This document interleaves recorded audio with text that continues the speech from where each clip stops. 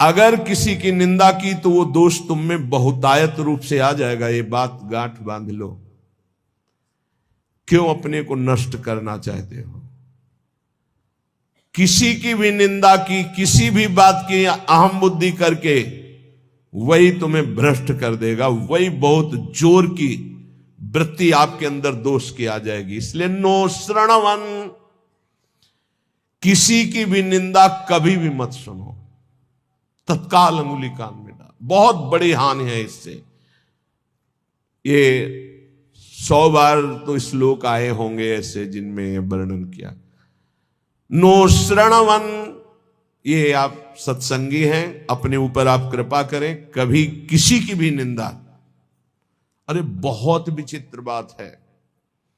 निंदा की तो बात जाने दो, अगर भजन करते हो हल्का शब्द निकल जाएगा तो भजन में विक्षेप पड़ जाएगा। हल्का शब्द हो गया तो भजन में विक्षेप पड़ जाएगा। ये हम देखते हैं।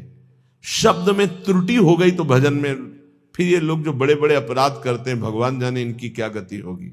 कैसा इनका हृदय है कि ये मुस्कुरा रहे हैं अपराध करके।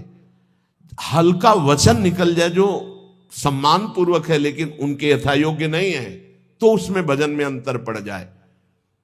नो श्रवण, एकदम आदेश कर रहे हैं, किसी की कहीं भी निंदा है जो कान में उंगली डालो।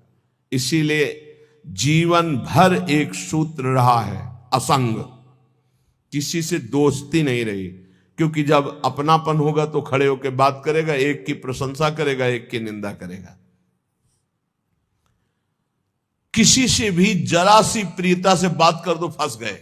सेवक जी महाराज बहुत सावधानी से कह रहे, तब सुख हरिवंश गुण नाम रसना रटत, और बहुवचन अति दुख दानी।